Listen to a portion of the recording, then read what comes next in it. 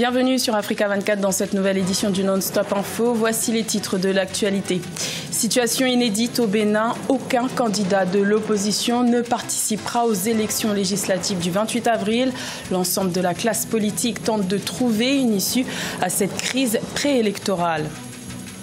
Hausse du taux d'inclusion financière dans l'espace de l'Union économique et monétaire ouest-africaine. Le nombre de comptes bancaires ouverts par des particuliers a pratiquement triplé en 7 ans. Et l'autorité de régulation des marchés publics du Sénégal annule l'attribution de la distribution de l'eau potable au groupe français Suez. La transparence de la procédure d'attribution est remise en question. Mais tout d'abord, un scandale sanitaire a fait la une de l'actualité tunisienne ces derniers jours. Au moins 11 nouveau-nés sont décédés dans un important complexe hospitalier de Tunis. Les décès sont survenus entre le 7 et le 8 mars, ce qui a choqué l'opinion publique. Dès l'annonce de ce drame, le ministre tunisien de la Santé a démissionné. Des enquêtes ont été ouvertes pour faire toute la lumière sur cette affaire. Au Bénin, aucun candidat de l'opposition ne participera aux élections législatives du 28 avril 2019. Une première en 30 ans. Les acteurs politiques sont à pied d'œuvre pour tenter de sortir de la crise préélectorale que traverse le pays. Les dispositions de la nouvelle charte des partis politiques ont du mal à être digérées. Reportage de notre correspondant Liv Tiounou. Après quelques jours de tension en raison de l'exclusion des partis de l'opposition des législatives du 28 avril 2019, le président Patrice Talon a rencontré certains acteurs politiques. Il a également mandaté le président de l'Assemblée nationale pour trouver une issue à la crise politique actuelle. Plusieurs acteurs multiplient depuis quelque temps les sorties médiatiques, soit pour crier leur indignation ou soit proposer des solutions de sortie de crise. Nous avons perdu de vue l'élément fondamental dégagé par la conférence nationale qui est le consensus. Et le consensus remis en vigueur par le chef de l'État récemment me fait plaisir. Mais le consensus doit interdire les exclusions. D'ici 2021, le gouvernement béninois doit organiser au total 3 élections, dont les législatives, les communales et la présidentielle.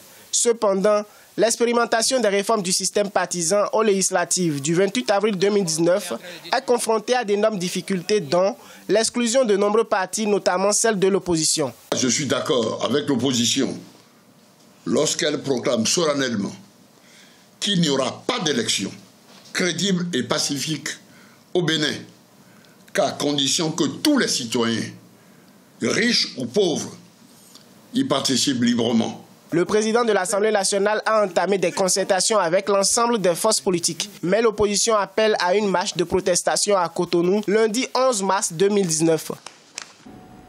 Et toujours au Bénin, les militants du parti FCBE, Force Kori pour un Bénin émergent, seront dans les rues de Cotonou ce lundi 11 mars.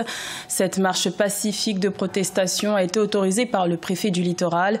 L'objectif de cette mobilisation est de dénoncer l'impasse électorale observée dans l'organisation des élections législatives du 28 avril. Les militants du FCBE marcheront contre l'exclusion de l'opposition du processus électoral. Le taux d'inclusion financière est en hausse dans l'Union économique et monétaire ouest-africaine. Le nombre de comptes bancaires ouverts par des particuliers a considérablement progressé en 7 ans, ce qui vient confirmer le statut de l'UEMOA comme zone la plus dynamique du continent africain. Aïssatou Bari.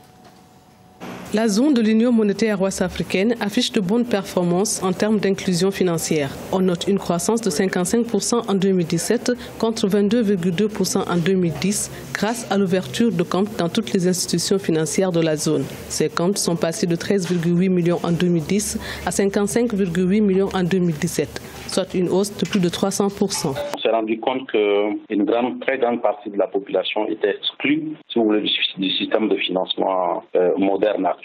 Et donc, alors que cette masse de la population aussi est productrice des richesses au niveau national. Donc il était important qu'on puisse les inclure aussi, n'est-ce pas, dans le cadre d'un système global. En 2017, près de 600 structures financières décentralisées et 38 initiatives de services financiers via le téléphone mobile ont été dénombrées au sein de l'UEMOA. L'objectif principal est de faire accéder 75% des populations de l'UEMOA aux services financiers d'ici 2022. La finance digitale qui se développe aujourd'hui et avec le téléphone portable, n'est-ce pas, beaucoup d'opérations de crédit et de débit peuvent se passer à travers le téléphone portable et un certain nombre de banques sont en train de développer, si vous voulez, ces initiatives technologiques-là pour pouvoir inclure ces différentes populations. À noter que les services financiers postaux et les sociétés de transfert rapide ont contribué à améliorer la situation de l'inclusion financière dans l'Union. Au Sénégal, le groupe français Suez s'est vu retirer le marché de distribution de l'eau potable acquis fin 2018. L'autorité de régulation des marchés publics a ordonné l'annulation de ce contrat provisoire, mais aussi la reprise de l'évaluation des offres. Elle pointe du doigt un manque de transparence, un sujet de Ange Noménio. Le groupe français spécialisé dans les secteurs de l'eau et des déchets, Suez, n'est plus gestionnaire de l'eau potable au Sénégal. Suite à un manque de transparence relevé dans la procédure d'attribution, l'autorité nationale de régulation des marchés publics a décidé d'annuler le contrat de Suez. L'institution demande qu'un autre examen soit soumis aux 3 opérateurs, notamment la sénégalaise des eaux, Veolia et Suez. En vertu du principe de transparence, l'autorité de régulation des marchés publics ordonne l'annulation de l'attribution provisoire du marché à Suez et la reprise de l'évaluation des offres sur la base des seuls critères du dossier d'appel d'offres. L'autorité de régulation des marchés publics avait été saisie par la SDE, sénégalaise des eaux, dont le contrat avait expiré fin décembre 2018. Cette dernière avait perdu le marché d'affermage de la production et de la distribution de l'eau dans la capitale sénégalaise sur la base d'un jugement technique. Le problème de l'eau à Dakar, c'est très complexe parce qu'une grosse partie de la population vit à Dakar et vous avez un problème d'infrastructure. Et je crois qu'il y a eu un défaut de planification, c'est-à-dire mettre en place des infrastructures en termes de tuyauterie pour faire parvenir l'eau aux gens qui en ont besoin. En 2018, on devait dire voilà les besoins de 2020. Mais quand en 2019, par exemple, vous êtes en train de vouloir régler les problèmes de 2019, quand vous allez mobiliser les fonds et mobiliser les infrastructures, vous serez déjà en retard parce que ça sera qu'en 2020 que vous allez le résoudre et en 2020, le problème sera encore plus important. Au niveau de l'autorité de régulation, la procédure d'attribution est toujours en cours. Les premières étapes des éliminatoires de la CAN U23 de football ont débuté. Le Congo a affronté le Gabon le 9 mars à Brazzaville lors d'un match amical. Et les Panthères du Gabon se sont inclinés face aux Diables Rouges du Congo.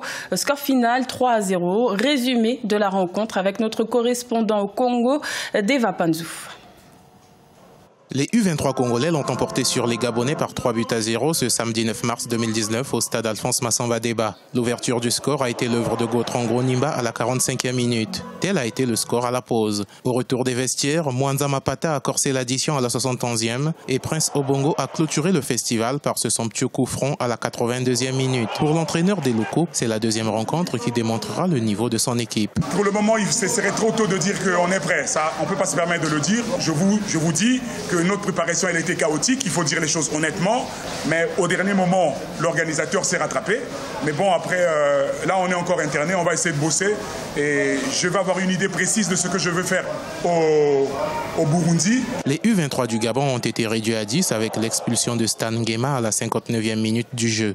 Avec des joueurs venus de divers horizons, l'entraîneur a besoin du temps pour créer et faciliter la communication sur le terrain. Les joueurs qui viennent d'horizons différents, ce n'est pas du jour au lendemain que nous avons une harmonie dans le jeu, dans le style et dans la préparation un peu des actions. Nous sommes seulement à 17, donc il y a 3 joueurs en moins, qui plus c'est un peu des attaquants. Donc là, nous avons joué pratiquement avec un seul attaquant de pointe, sinon un deuxième qui était du côté gauche. Les deux équipes se retrouveront encore sur la pelouse synthétique du stade Alphonse Massamba Déba ce 12 mars 2019 pour une seconde confrontation. Ensuite, le Congo sera reçu le 20 mars par le Burundi et le Gabon par le Ghana 2 jours plus tard, à l'occasion du deuxième tour des éliminatoires de la CAN U23 prévu en novembre en Égypte. C'était le journal de la rédaction. Merci de l'avoir suivi. L'information continue sur Africa 24.